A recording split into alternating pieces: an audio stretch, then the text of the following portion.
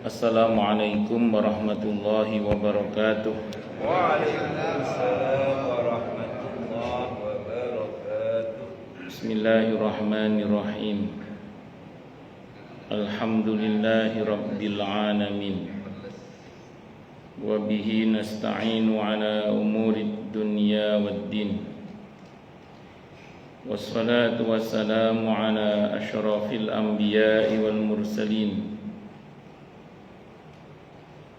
Sayyidina wa habibina wa syafi'ina wa qurrati a'yunina wa maulana Muhammadin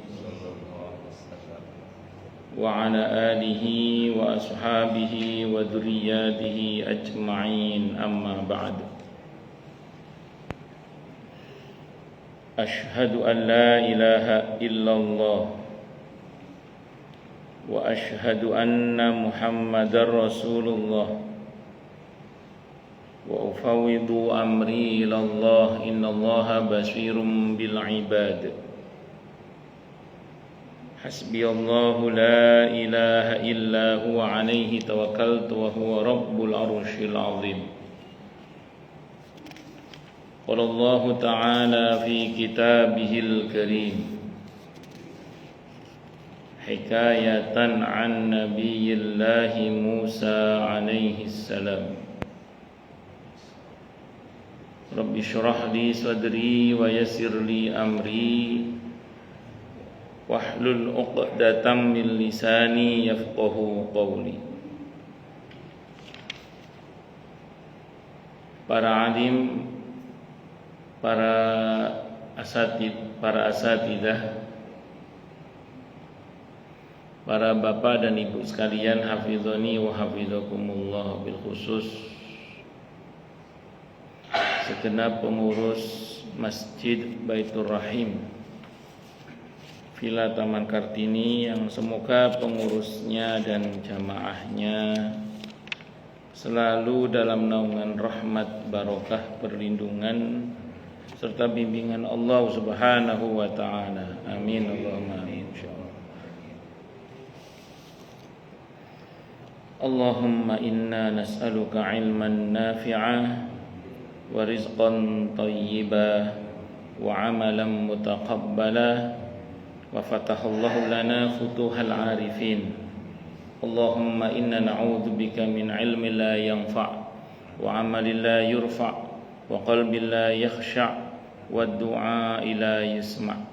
Allahumma ati anfusana taqwaha wa zakkiha anta khairu man zakkaha anta waliyuha wa maulaha. Amin Allahumma amin insyaallah. Bismillahirrahmanirrahim. Sababun nuzul surah At-Tahrim ayat 5. A'udzu billahi samii'il 'aliim minasy syaithaanir rajiim.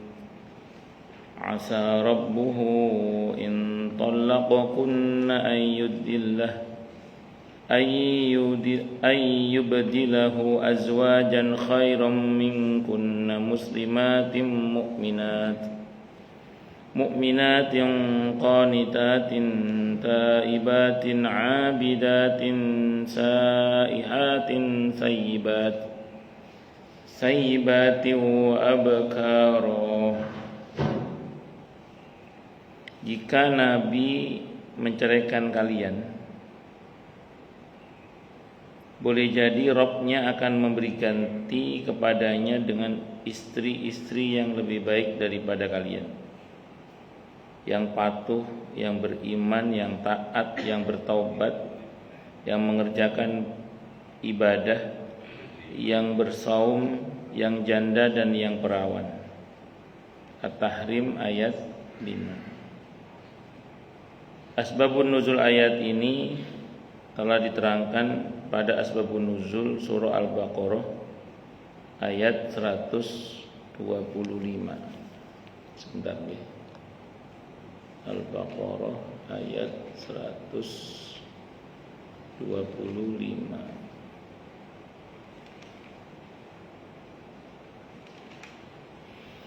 Wa idh ja'alnal baita mathabatan lin-nasi wa amna. wattakhidhu min maqami Ibrahim musalla wa ahidna ila Ibrahim wa Ismail an tahhira baitiya lit-ta'ifina wal 'akifina war ruk'is sujud. Dan ingatlah ketika kami menjadikan rumah Ka'bah tempat berkumpul dan tempat yang aman bagi manusia, dan dijadikanlah maqam Ibrahim itu tempat salat, dan telah kami perintahkan kepada Ibrahim dan Ismail, bersihkanlah rumahku untuk orang-orang yang tawaf, orang yang i'tikaf, orang-orang yang rukuk, dan orang-orang yang sujud.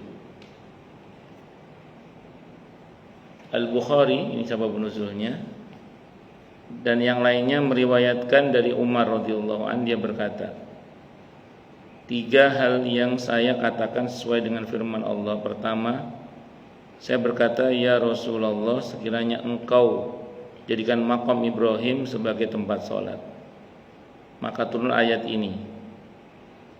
Kedua, saya berkata, ya Rasulullah, sesungguhnya yang mendatangi para istrimu ada orang yang baik dan ada yang jahat. Seandainya engkau perintahkan mereka untuk berhijab, maka turun ayat hijab. Ketiga, suatu ketika ini ucapan Sayyidina Umar yang dicocoki oleh wahyu, ya, disetujui oleh wahyu. Yang ketiga, suatu ketika para istri Nabi, yaitu para istri Rasulullah Muhammad sallallahu alaihi wasallam, melampiaskan rasa cemburu kepada beliau. Maka saya katakan kepada mereka, mudah-mudahan Allah akan memberi ganti kepadanya istri-istri yang lebih baik daripada kalian. Maka turun ayat yang dalam hal ini, maka turun ayat dalam hal ini, yaitu di At-Tahrim ayat berapa tadi? Ayat 5 itu. Itu gara-gara ucapannya Sayyidina Umar radhiyallahu anhu. Sayyidina Umar itu beberapa ucapannya di-ACC oleh wahyu, disetujui oleh wahyu. Sebenarnya cemburunya istri kepada suami itu hal yang biasa. Pada batas tertentu cemburu itu seru, tapi pada takaran yang berlebihan cemburu itu jadi wagu. Nah, ada masa di mana para istri Nabi ini cemburunya berlebihan. Ya, sebenarnya cemburu itu wajar karena memang semua mencintai Rasulullah Muhammad sallallahu alaihi wasallam. Cuman ya tadi, kalau melebihi takaran nggak seru lagi, jadi wagu itu. Dan kita para suami juga tidak boleh melarang istri kita untuk cemburu, karena itu sama dengan kita melarang dia untuk mencintai kita. Ya tadi, cemburu itu wajar. Pada batas tertentu mungkin cemburu itu seru, tapi kalau dosisnya terlalu tinggi bisa wagu tadi. Wagu itu apa Pak Mas? Wagu itu nggak pantas nonton ya, iya nggak pantas. Jadi wagu, gadok apa bahasa wagu gadok apa nih? Ya anu nggak cocok, nggak pantas nggak pantas. Apa bahasa Sundanya apa? Ngoten nggih. Lanjut. Itu perkataan Sayyidina Umar ngomong gitu di-ACC oleh Allah. Turun wahyu berkenaan dengan masalah ini. Di At-Tahrim ayat berapa ini? Ayat 5. Memang di generasi awal ketika Nabi berumah tangga di pasca meninggalnya Siti Khadijah radhiyallahu anha itu, awal mulanya memang cinta para istri Nabi itu lebih kepada memperebutkan sosok gitu ya, fisik. Tapi nanti seiring berjalannya waktu dengan izin Allah, para istri Nabi ini mengalami mi'raj cinta, sehingga beliau-beliau ini tidak lagi rebutan soal sosok atau fisik, tapi lebih kepada ruhani, rabbani. Itu terbukti ketika Nabi menjelang menghadap kepada Allah Subhanahu wa taala. Semua para istri itu merelakan beliau untuk berada di rumah Siti Aisyah radhiyallahu anha, dan semua kumpul di situ. Tidak terpisah, kumpul di situ. Nah, itulah Rasulullah Muhammad SAW dengan kehidupan rumah tangganya itu. Riwayat di atas mempunyai jalan periwayatan yang banyak. Pertama diriwayatkan oleh Ibnu Abi Hatim dan Ibnu Mardaweh dari Jabir radhiyallahu anhu, dia berkata, ketika Nabi kita Muhammad sallallahu alaihi wasallam melakukan tawaf pada hari Fathu Makkah, Umar berkata kepada beliau, "Inikah makom ayah kami Ibrahim?" Beliau menjawab, "Iya." Umar bertanya, "Mengapa kita tidak menjadikannya sebagai tempat sholat?" Maka Allah menurunkan ayat ini. Tadinya makom Ibrahim itu nempel Ka'bah tadinya. Sekarang kan agak jauh ya. Nempel Ka'bah tadinya. Saat itu Nabi itu bingung, pas Fathu Mekah itu bingung ngambil posisi mau sholat itu. Ini ambil posisi Persia atau Romawi gitu. Kata Sayyidina Umar radhiyallahu anhu, kenapa tidak mengambil posisi makom Ibrahim saja? Nah, terus ayat wattakhidhu mim maqami Ibrahim musalla. Terus siapa yang mindah makom Ibrahimnya tadinya nempel Ka'bah? Karena itu kan makom tempat pijakan untuk membangun Ka'bah. Tadinya nempel Ka'bah itu. Yang menggeser itu Sayyidina Umar radhiyallahu anhu. Ini takut menghalangi orang tawaf. Digeser agak jauh dikit itu sekarang. Itu Sayyidina Umar yang geser itu radhiyallahu anhu.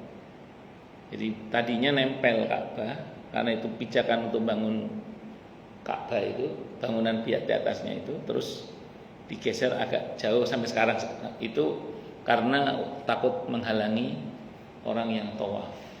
Ceritanya itu gitu.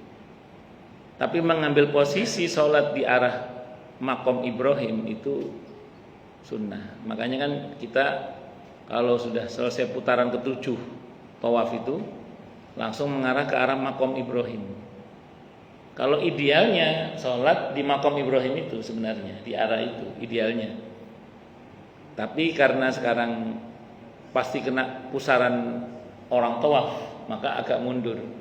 Dan itu tidak ada masalah, yang penting masih di arah posisi sisi Ka'bah yang ada makom Ibrahimnya itu intinya. Nah, jadi mengambil posisi Ka'bah yang ada makom Ibrahimnya itu maksud saya. Karena itu posisinya persis setelah Hajar Aswad. Setelah Hajar Aswad kita pasti ngambil posisi minggir ke kanan untuk supaya kita bisa ngambil posisi sholat biasanya itu seperti itu. Di situ kalau habis tawaf, saat tawaf ifadah Nabi menyempatkan minum air zam-zam sambil berdiri itu, yang sebagian diminum, sebagian disiramkan di kepala beliau. Itu ketika tawaf ifadah. Nah, sebagian ustadz pokoknya semua tawaf sudah. Karena Nabi mengerjakannya saat tawaf ifadah, berarti keseluruhan tawaf itu kita sunnah. Ada yang mengatakan enggak, hanya tawaf ifadah saja, ya sudah beda pendapat. Kalau kejadian itu bersamaan dengan tawaf ifadah. Sebelum Nabi melakukan tawaf sa'i haji. Tawaf ifadah, sa'i haji biasanya. Sebenarnya itu bebas itu, mau sa'i haji dulu boleh, baru tawaf ifadah boleh, tidak ada masalah. Karena itu bukan urutan sebenarnya. Bukan urutan. Cuman kadang orang nyangka tawaf sama sa'i itu kayak umroh, padahal bukan, beda itu. Jadi itu tawafnya tawaf ifadah, sa'inya sa'i haji. Itu seperti itu. Andaikan dirubah boleh itu, sa'i dulu baru tawaf ifadah boleh, tidak apa-apa. Andaikan. Tapi kebanyakan tawaf ifadah baru sa'i haji biasanya. Karena pasca Nabi itu kan rutenya beliau itu kalau dari Arafah, ya ada Pak Ustadz Afifin, tidak enak saya ceritain. Tapi tidak apa-apa. Jadi Nabi itu rutenya kalau dari Arafah. Sekarang lagi ribut apa? Syarikah itu apa Pak Haji Afifin? Syarikah nih. Sekarang kan lagi ribut syarikah itu apa? Pengelolaan. Oh, pas di Mina itu. Oh. Oh, makanya pisah-pisah katanya. Iya. Oh. Untuk haji regulernya nih. Kalau yang swasta kayak kami kan memang tinggal pilih syarikat yang mana, yang jelas satu grup pasti satu syarikat. Oh, kalau yang untuk yang plus nih. Ya, sedangkan pemerintah kan keseluruhannya jadi dibagi 8. Misalnya kita pasang darah suami. Oh, itu yang sampai nangis-nangis itu ya? Iya. Ya Allah, nggih.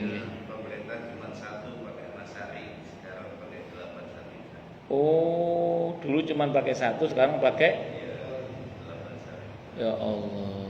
Nggih. Tujuannya untuk perbaikan masari. Nggih. Kemarin soalnya Oh. Cuman konsekuensinya itu ya pisah-pisah itu. diperhitungkan. Nggih. Nggih, Bun. Macam-macam nggih. Kudu sabar. Bun, lanjut. Jadi Nabi itu rutenya dari Arafah ke Muzdalifah. Mabit di Muzdalifah langsung ke Mina untuk melontar jumroh Aqobah. Terus tahallul awal. Nah, itu begitu tahallul awal itu beberapa sahabat nanya sama Nabi, "Ya Rasulullah, saya tawaf ifadah dulu, boleh enggak?" "Tidak apa-apa, la haraj, enggak ada masalah." "Ya Rasulullah, saya sa'i dulu, boleh enggak?" "Tidak masalah, la haraj, tidak ada masalah."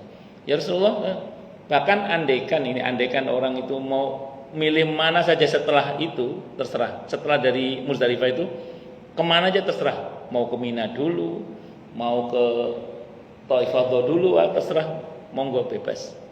Cuman beberapa travel itu ngejar jamaah wanita yang masih suci supaya bisa segera tawaf ifadah, itu bablas langsung Masjidil Haram. Jadi enggak ke Mina dulu, bablas Masjidil Haram, ngejar tawaf ifadah ben gak bareng wong sing gede-gede itu nanti. Karena setelah salat itu biasanya nanti tawafnya bareng sama orang gede-gede itu. Ada yang ngejar gitu. Tawaf ifadah langsung sa'i haji, setelah itu sebelum subuh biasanya sudah bisa keluar dari Masjidil Haram biasanya kalau lancar. Mereka dibelok-belokno askar. Memang harus banyak doa di sana itu, harus banyak doa. Nah, Ustaz, lalu bagaimana kalau seandainya beberapa ibu-ibu yang mengalami haid? Karena haid itu tidak boleh tawaf. Orang haid itu semua aktivitas haji boleh kecuali tawaf saja. Untungnya di sini ada khilaf di antara para ulama. Karena kalau kita merujuk pada hadis Siti Aisyah radhiyallahu anha, kan beliau itu kan istrinya pemimpin. Jadi karena Nabi pemimpin, otomatis kalau Nabi nunggu ya semuanya nunggu sampai Siti Aisyah suci. Nah, sekarang kan kita nggak bisa begitu. Kita ini orang biasa, terus berbatas waktu, belum lagi nanti tiket pesawatnya udah beli. Maka beberapa ulama menganjurkan intikal madhab, pindah madhab. Jadi ada beberapa ulama yang berpendapat bahwa tawaf itu kan seperti sholat, itu hadis itu lemah. Sependek yang saya ingat itu Syekh Utsaimin di antara berpendapat itu kan itu lemah. Makanya orang berhadas pun andaikan tawaf itu tetap sah tawafnya. Itu kalau intikal madhab ya, intikal madhab itu saran yang pertama. Yang kedua kata para ulama tidak apa-apa tawaf ifadah belakangan, tapi mefet ketika mau pulang sehingga dihitung darurat. Dihitung apa? Darurat. Ya, jadi itu pendapat yang meringankan lah, yang meringankan. Satu lagi ya namanya kewajiban kan kalau mampu, kalau nggak mampu berarti ya nggak ada kewajiban. Artinya dia nggak mampu untuk bisa tawaf ifadah tanpa haid karena kondisi. Sehingga mau tidak mau ya terpaksa tawaf ifadah sambil haid. Itu namanya masuk dalam ayat la yukallifullahu nafsan illa wus'aha. Itu pendapat-pendapat yang meringankan. Pendapat-pendapat yang meringankan. Ya kalau idealnya suci, itu sudah sepakat semua ulama kalau itu. Nah, ya, tapi ini kan kendala. Makanya kan ada beberapa ibu-ibu yang malah minum obat pemberhenti haid itu malah enggak karu-karuan malah haidnya itu. Itu seperti itu. Pun lanjut ya. Pertama diriwayatkan oleh Ibnu Aisyah tadi. Kedua Ibnu Mardawi meriwayatkan dari Amr ibn Maimun dari Umar bin Khattab radhiyallahu anhu, dia melewati makam Ibrahim. Lalu dia berkata, "Ya Rasulullah, bukankah kita sedang berdiri di makam kekasih Tuhan kita?" Rasulullah Muhammad sallallahu alaihi wasallam menjawab, "Iya." Umar berkata, "Mengapa kita tidak menjadikannya sebagai tempat salat?" Tidak lama dari itu turunlah ayat ini secara zahir riwayat ini dan riwayat sebelumnya ayat ini diturunkan pada haji wada'. Wallahu a'lam bishawab. Jadi memang ini erat hubungannya dengan apa tadi kejadian Sayyidina Umar radhiyallahu anhu ya. Wallahu a'lam bishawab. Lanjut. Selanjutnya sababun nuzul surah Nun atau Al-Qalam. Nun atau Al-Qalam. Ayat 2 langsung. Ayat 2 langsung. A'udzu billahi samii'il 'aliim minasy-syaithaanir rajiim. Ma anta bi ni'mati rabbika bimajnun. Berkat nikmat Rabbmu, engkau wahai Nabi sesekali bukan orang gila. Jadi engkau wahai Nabi bukanlah orang yang gila. Dalam satu riwayat dikemukakan bahwa kaum kafir Quraisy menuduh Nabi kita Muhammad sallallahu alaihi wasallam sebagai orang gila, bahkan sebagai setan. Maka turunlah ayat ini sebagai bantahan atas ucapan mereka itu. Diriwayatkan oleh Ibnul Munzir yang bersumber dari Ibnu Juraij radhiyallahu anhu. Jadi gini ya, semua nabi itu pasti pernah disakiti oleh kaumnya. Semua nabi, entah dengan ucapan atau dengan perbuatan. Semua nabi itu pernah disakiti oleh kaumnya secara umum ya. Makanya ada ayat yang menjelaskan bahwa tidaklah Allah mengutus seorang rasul kecuali dia pernah disakiti di jalan Allah. Pesannya untuk kita apa coba? Siapapun di antara kita, siapalah kita dibandingkan dengan para nabi dan rasul? Kalau para nabi dan rasul saja pernah disakiti, apalagi kita. Bertingkat levelnya dari orang dalam sendiri, sekelas Nabi Nuh alaihissalam tidak tanggung-tanggung, istrinya, anaknya pun ikut kafir. Nabi Lut istrinya mengkhianati dakwah beliau. Bagaimana kemudian Nabi Yusuf oleh saudara-saudaranya yang menyakiti beliau, dan macam-macam sampai tingkat masyarakatnya. Berarti apa? Jangan pernah berpikir kalau kita memilih jalan dakwah, terutama jalannya para nabi dan rasul dalam menegakkan yang hak, itu akan bebas dari celaan.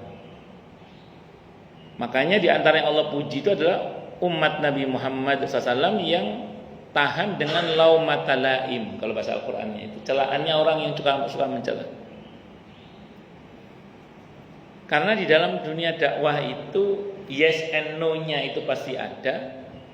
Dan yang kedua, kalau bahasa Imam Ghazali, orang kalau beribadah kepada Allah itu durhaka kepada setan, kalau berdakwah ngajak perang setan. Jenengan sholat berjamaah di masjid itu durhaka kepada setan. Tapi panjenengan menjadi pengurus masjid itu ngajak perang setan.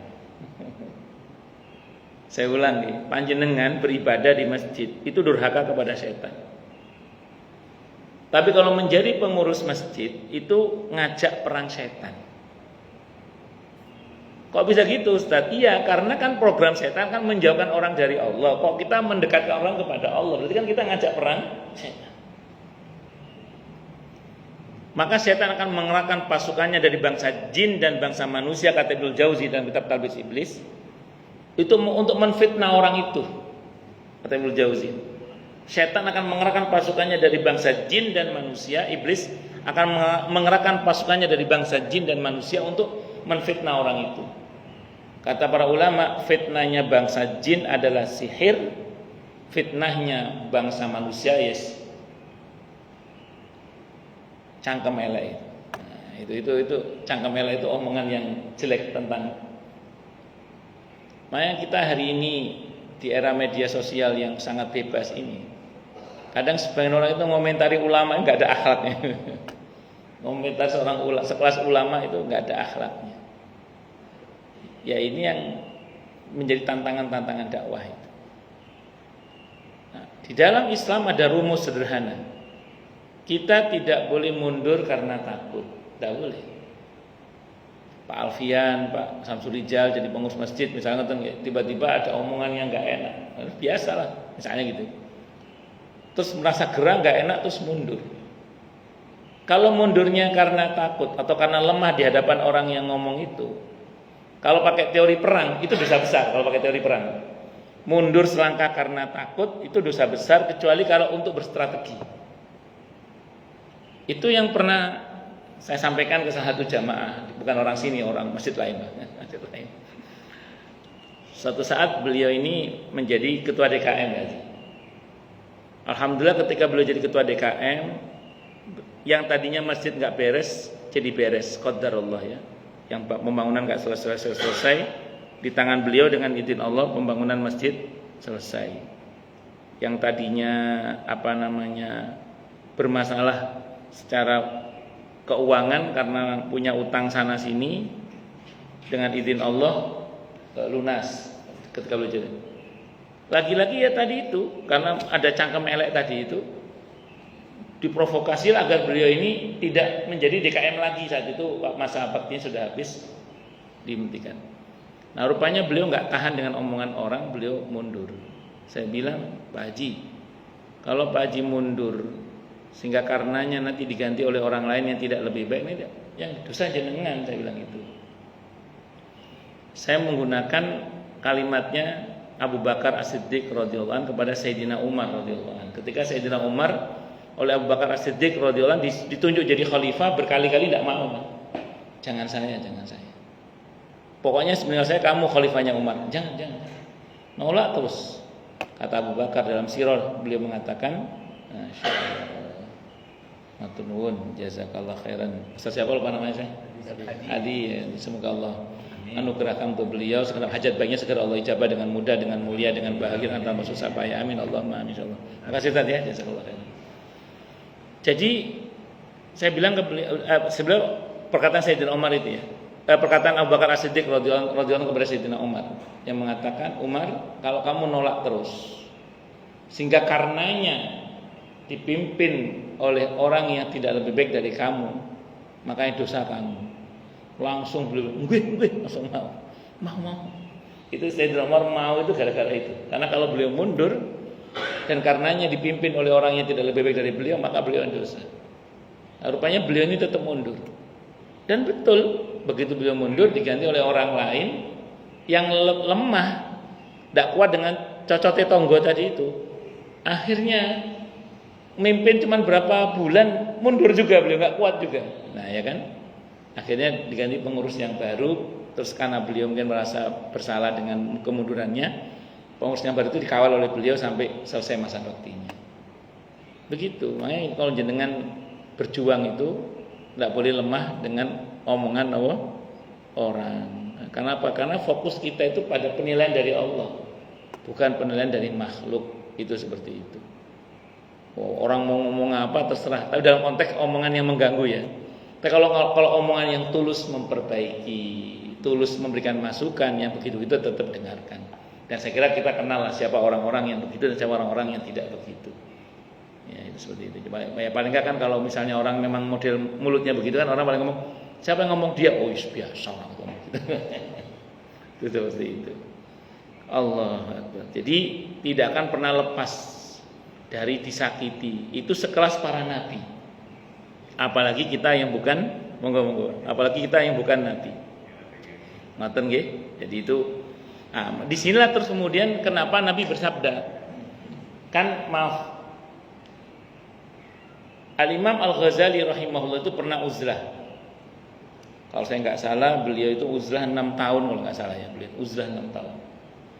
Itu beliau menghentikan uzlahnya gara-gara ayat tentang ini, bahwa tidaklah Allah mengutus orang rasul kecuali pasti dia disakiti di jalanku.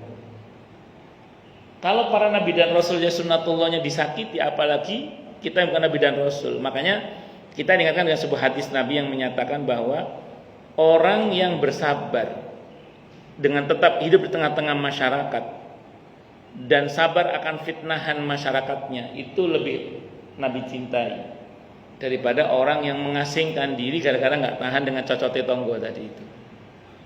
Itu seperti itu. Makanya jenengan bersyukurlah pada Allah tetap milih bergabung di masyarakat, tetap terjun di dunia dakwah, di lingkungan, apalagi Pak Afen jadi Pak RT misalnya, sebagian jenengan menjadi RW mungkin gitu ya. Dan kita sabar dengan celaan-celaan orang, terlepas juga ada yang memuji mungkin ya. Itu lebih Nabi sukai daripada udah nggak tahan saya mau mengasingkan diri aja, saya mau eksklusif. tidak lagi inklusif misalnya. Nah, itu malah nggak bagus. Itulah yang jadi alasan kenapa Imam Ghazali akhirnya berhenti uzlah beliau. Karena beliau teringat akan ayat itu sehingga memutuskan untuk kembali terjun di masyarakat dengan aneka macam-macamnya tadi itu.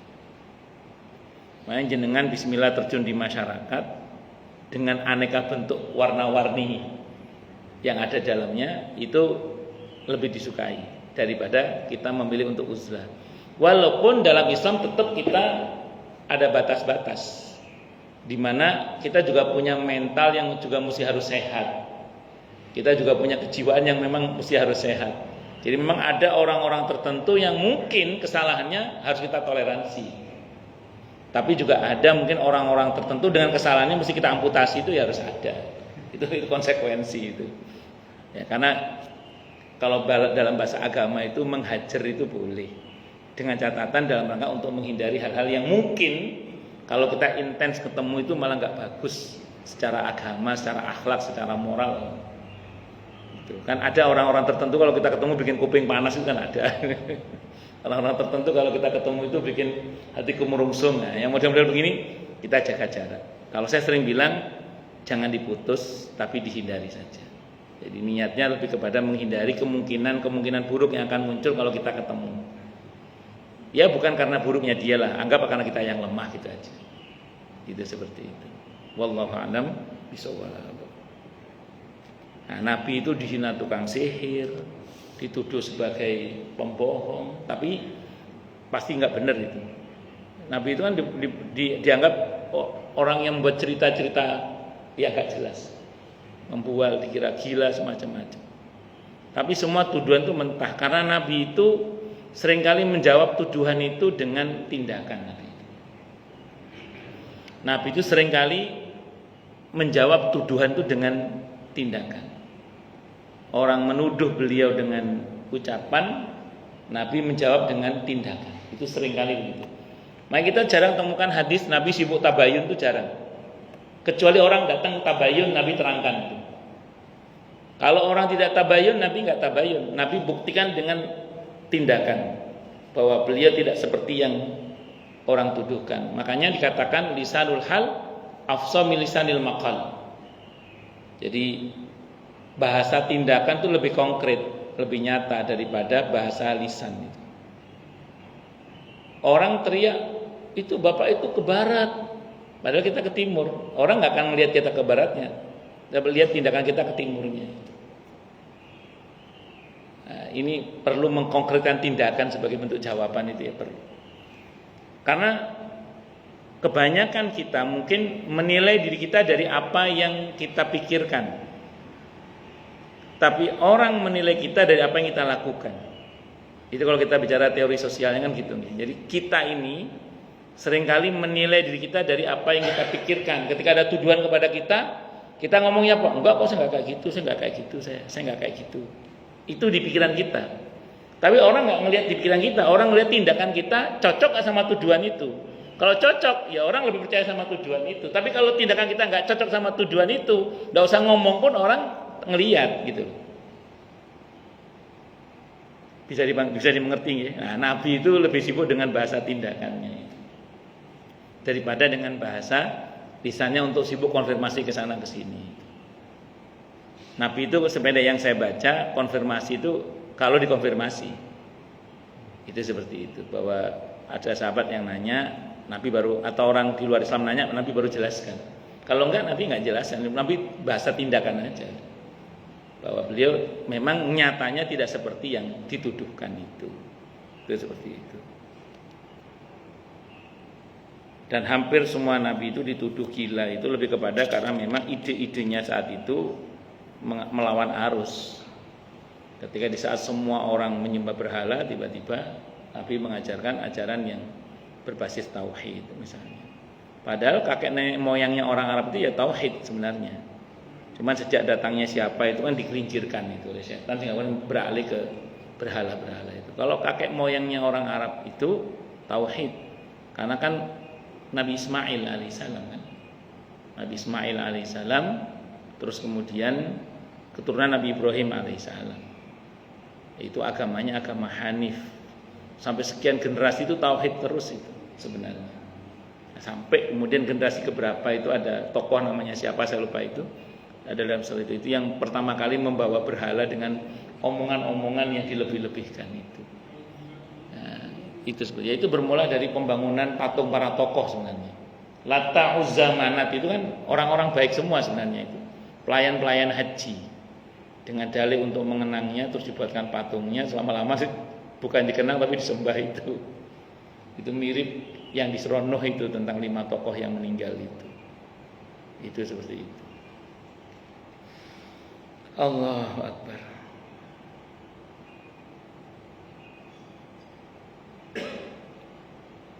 Selanjutnya sababun nuzul surah Al-Qalam juga ayat 4-nya sekarang. Ayat 4-nya. Wa innaka la'ala khuluqin azim.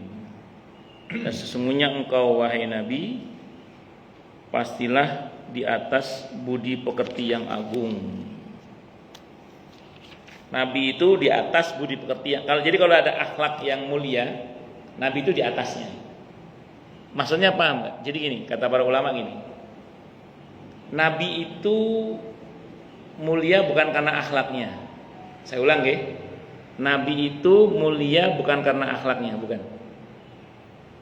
Justru akhlak itu menjadi mulia karena dikaitkan dengan Rasulullah Muhammad sallallahu alaihi wasallam. Nabi itu mulia karena Allah langsung yang memuliakan. Wa rafa'na laka dzikrak. Saya ulang ya. Nabi kita Muhammad sallallahu alaihi wasallam itu kalau ada budi pekerti yang mulia, Nabi di atasnya. Sesungguhnya engkau wahai Nabi pastilah di atas budi pekerti yang agung. Ada budi pekerti yang mulia yang agung, Nabi di atasnya. Maka kata para ulama, Nabi itu lebih mulia. Nabi itu mulia bukan karena akhlaknya. Justru akhlak itu menjadi mulia gara-gara dikaitkan dengan Nabi kita Muhammad sallallahu alaihi wasallam. Nabi itu mulia karena Allah langsung yang memuliakan. Wa rafa'na laka dzikrak. Dan kami tinggikan sebutanmu wahai Nabi. Orang itu kalau Allah yang memuliakannya secara langsung, sebetapapun makhluk berusaha menjatuhkannya nggak bisa. Karena Allah yang memuliakan. Sebagaimana kalau Allah hinakan seseorang, sebetapapun para makelarnya berusaha memuliakan, nggak bisa, tetap dia jatuh. Sebetapapun para combe-combenya berusaha untuk supaya dia itu naik, tetap dia jatuh. Kenapa? Karena Allah yang merendahkan, yang menghinakannya. Maka berbagai macam upaya untuk menjatuhkan Nabi kita Muhammad sallallahu alaihi wasallam dari sejak beliau dulu masih di tengah-tengah umatnya hingga sekarang ketika beliau sudah menghadap kepada Allah itu nggak akan pernah berhasil dan tidak akan pernah berhasil. Jadi upaya menjatuhkan kemuliaan Nabi kita Muhammad sallallahu alaihi wasallam itu nggak cuman sekarang ini, dari sejak beliau masih di tengah-tengah masyarakatnya pun, di tengah-tengah umatnya saat itu beliau sudah diupayakan untuk dijatuhkan kehormatannya, tapi tidak berhasil dan tidak akan pernah berhasil. Hingga detik ini berbagai macam upaya untuk menjatuhkan beliau tidak berhasil dan tidak akan pernah berhasil.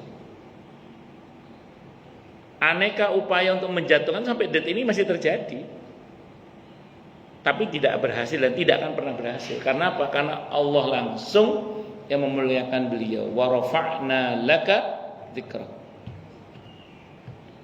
Wa rafa'na laka dzikrak. Itu seperti itu. Wa innaka la'ala khuluqin azim. Dalam satu riwayat dikemukakan bahwa tidak ada seorang pun yang memiliki akhlak yang lebih mulia daripada akhlak Rasulullah Muhammad sallallahu alaihi wasallam. Apabila seseorang memanggil beliau, baik sahabat, keluarga ataupun penghuni rumahnya, beliau selalu menjawab, labbaik, saya penuhi panggilanmu. Ayat ini turun sebagai penegasan bahwa Rasulullah Muhammad sallallahu alaihi wasallam memiliki akhlak yang sangat terpuji.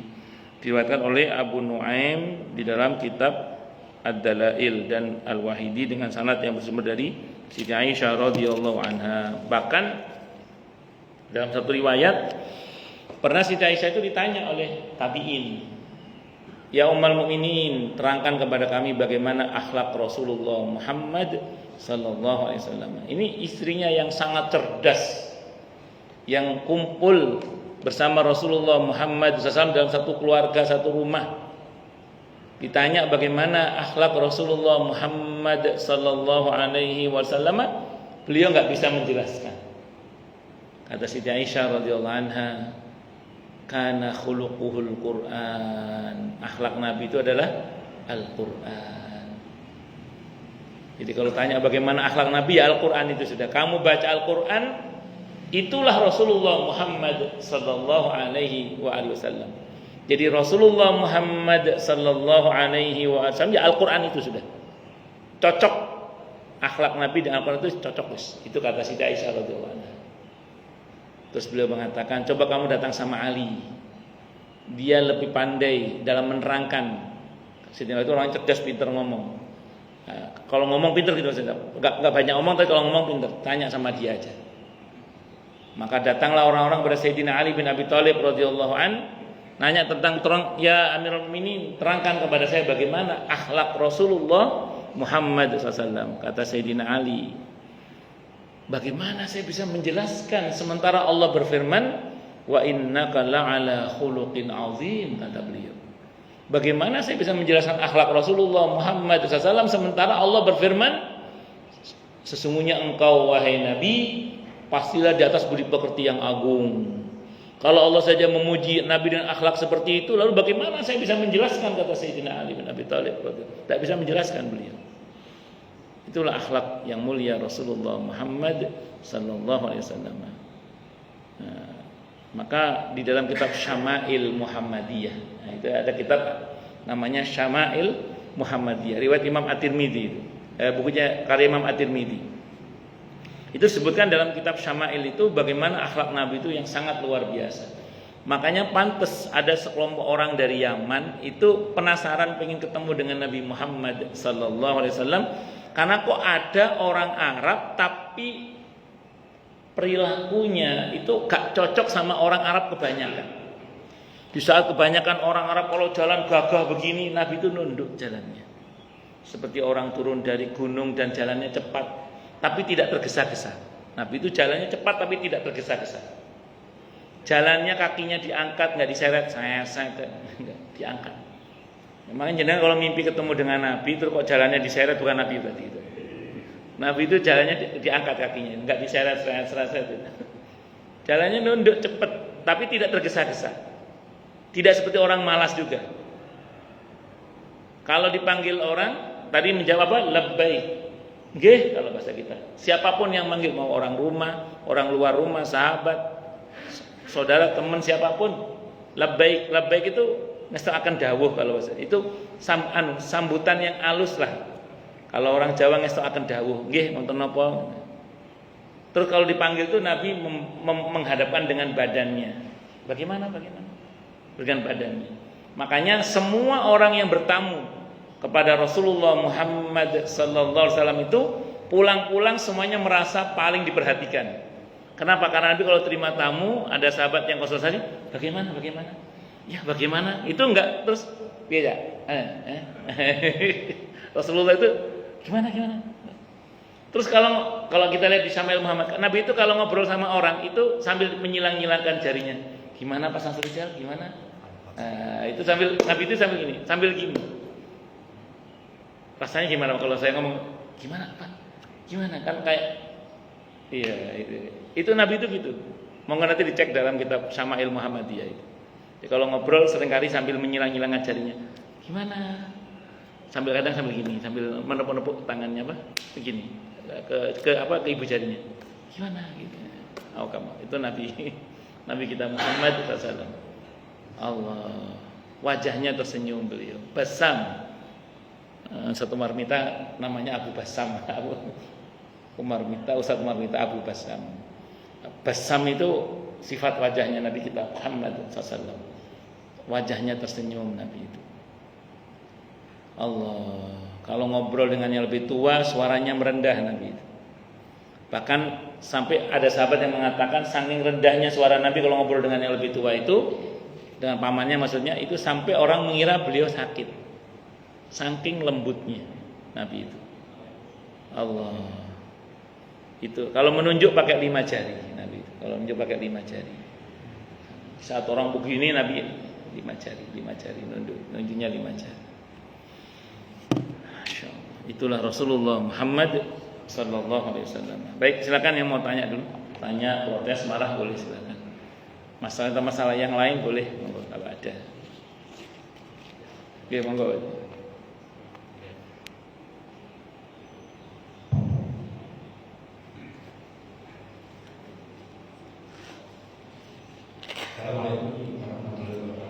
Waalaikumsalam warahmatullahi wabarakatuh. Berbicara tentang akhlak Nabi memang itu tidak tapi ada fenomena sekarang ini seorang yang dididik oleh kita gubernur ya itu apa namanya kelihatannya bagus sekali di dalam sosialnya. Tapi dalam hal keagamaannya agak nyeleneh, ya.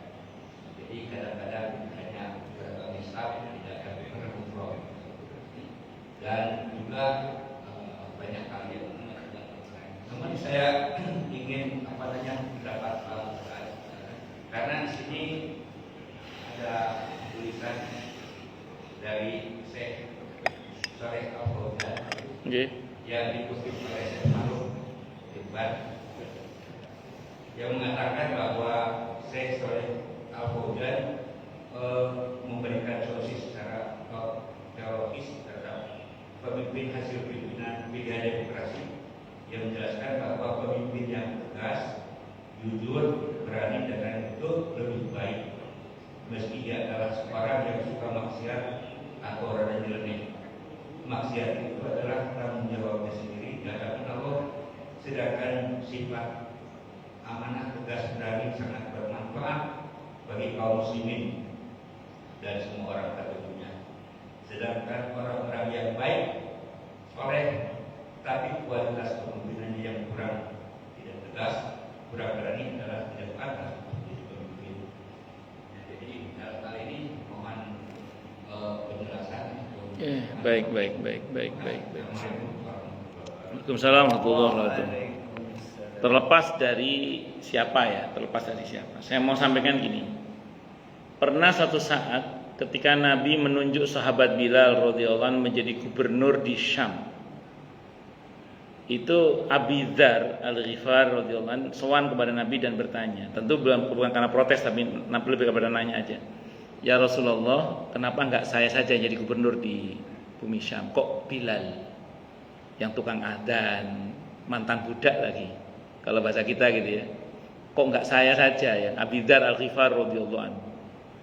Nah, terus kata Nabi, wahai Abi Dzar, aku mencintaimu, kata Nabi. Kamu itu orangnya baik tapi lemah. Kamu itu orangnya baik tapi lemah. Abi Dzar itu orangnya enggak tegaan. Enggak tegaan orangnya. Nah, beliau itu enggak boleh ada orang memelas dikit langsung kasihan gitu beliau itu orangnya. Nah, orang enggak tegaan orangnya. Nah, kata Nabi, kamu itu baik tapi lemah. Maka seorang pemimpin itu harus baik dan kuat. Itu kan yang disyaratkan oleh Allah ketika Nabi Syuaib memilih mantu Nabi Musa itu pertimbangannya apa? Karena dia adalah laqawiyyun amin. Dia orangnya amanah, bisa dipercaya dan kuat. Nah, masalahnya kan sifat amanah dan kuat ini enggak selalu bergabung pada satu diri. Makanya idealnya itu dua itu. Orangnya baik, kuat pula itu seperti itu. Nah, dalam konteks hubungan dengan sesama itu memang yang dilihat adalah akhlaknya, bagaimana tindakannya konkretnya ke masyarakat. Tapi kalau hubungan dengan Allah, akidah pasti jadi pertimbangan, ibadah pasti jadi pertimbangan. Makanya kalau idealnya tunjukkan akidahmu dan ibadahmu kepada Allah untuk memperbaiki hubungan dengan Tuhanmu yaitu Allah. Tapi kalau kepada masyarakatmu tunjukkan akhlakmu. Itu. Nah, terlepas dari siapapun tadi itu, kalau mau bicara idealnya begitu, Pak. Nah, jadi kalau kita bicara kalau misalnya nggak ada pilihan yang lain kecuali itu, kalau fikih ini fikih rumusnya gini. Kalau ada yang baik, ada yang buruk, pilih yang baik. Kalau dua-duanya baik, pilih yang paling baik. Kalau dua-duanya buruk, pilih yang paling sedikit keburukannya.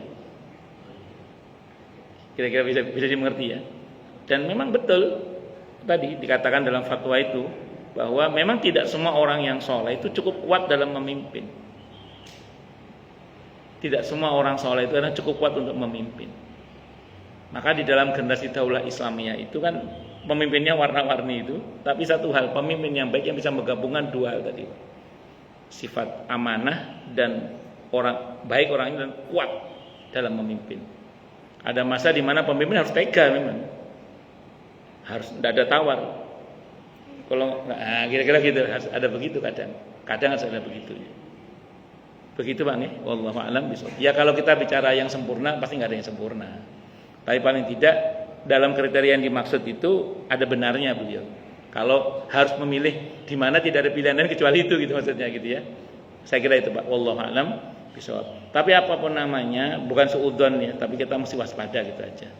Karena kan kita tidak tahu ya beberapa orang agak trauma dengan keselokan itu apa namanya Pak? God ya itulah apa itu. Agak trauma dengan itu beberapa orang itu. Tapi kita nggak usah suudzon, tapi waspada saja gitu, waspada saja. Karena beberapa orang trauma dengan God itu. Wallahu a'lam bishawab. Tapi jangan suudzon ya, tapi tetap kita harus waspada. Wallahu a'lam bishawab. Ini Ustaz. Nggih, monggo. Menyikapi fitnah. Nggih. Ketika kita ada fitnah yang dilakukan harus itu kan berhal, Nggih. ya. Tetapi tidak terlalu. Tapi kalau kita difitnah tidak, ya justru menunjukkan bahwa itu benar, tuduh selingkuh. Apa itu berarti? Itu gimana? Ya begini. Ada tuduhan yang memang kadang kita perlu jawab karena udah mulai mengganggu misalnya kestabilan ekonomi, mulai mengganggu kehormatan keluarga misalnya, mulai mengganggu lah. Kalau mulai mengganggu monggo tabayun tidak apa-apa. Jadi kita menimbang kemaslahatannya aja. Ini aslahnya bagaimana, ngomong apa nggak ngomong? Itu seperti itu. Itu aslahnya bagaimana, ngomong atau tidak ngomong. Tapi secara umum kalau kita bicara Nabi tadi ya, memang Nabi boleh dikata semua tuduhan fitnahan kepada beliau berkaitan dengan masalah pribadi misalnya, itu selesai dengan Nabi tunjukkan dengan sikap. Walaupun Nabi pernah tabayun ketika beliau ditanya. Jadi kalau berkaitan dengan kasus tadi Bapak ceritakan itu, kalau ditanya, kalau memang sekiranya perlu jawab. Sebagaimana Nabi pas ditanya, Nabi jawab. Tapi Nabi tidak sibuk mengkonfirmasi sana sini. Cuman kalau ditanya beliau jawab. Seperti ketika Nabi dituduh gila itu ada seorang pakar kejiwaan yang dari kalangan orang Yahudi datang kepada Nabi itu kan mau mengkonfirmasi apa betul Muhammad itu gila. Begitu Nabi ulangi innal hamdalillah nahmadun selesai ngobrol beberapa saat dengan Nabi itu keluar apa kata si Yahudi itu? Bukan Muhammad yang gila, yang ngomong Muhammad gila itu yang gila kata si Yahudi itu kan. Nah, jadi Nabi mengkonfirmasi juga ketika dikonfirmasi. Tapi beliau tidak sibuk keluar kemana-mana padahal nggak ditanya gitu loh. Itu seperti itu. Jadi kalau dalam konteks kasus yang Bapak cerita tadi, kalau ditanya jawab aja kalau memang sekiranya perlu dijawab. Tapi kan memang ada hal-hal yang memang nggak perlu dijawab memang kan. Karena kan orang kadang mancing itu, orang kadang mancing. Nah itu seperti itu. Jadi monggo dipertimbangkan saja aslahnya lebih utamanya dijawab atau tidak, silakan dipertimbangkan ke dalam diri kita terkait dengan konteks saja. Itu seperti itu. Wallahu a'lam bishawab. Karena memang betul. Ya tadi Pak, kalau nuruti omongan orang nggak ada benernya Pak. Gitu. Nggak ada benernya. Kita nggak ngomong katanya berarti membenarkan. Nek ngomong katanya membela diri, ya pasti itu sih bener. Makanya capek kalau kita nuruti omongan orang itu capek. Makanya sibuklah fokus pada penilaian Allah, enggak usah dengan penilaian makhluk. Karena ridhon nas ghayatun la tudrak. Jadi untuk memuaskan semua hati manusia itu adalah sebuah cita-cita yang tidak akan pernah tercapai. Nah, ngaten nggih? Wallahu a'lam bishawab. Kalau nuruti omongan orang lama-lama TBC, bisa ditarik. Nggih, monggo Pak Haji. Waalaikumsalam warahmatullahi wabarakatuh. Kalau kita memang hidup di dalam zaman sekarang ini, Nggih. banyak hal yang lebih maju. Nggih. Kalau kita tadi bicara pemimpin di tingkat gubernur dan ada contoh baik di tingkat legislatif, memang munculnya itu suka atau tidak suka. Suka itu karena banyak hal.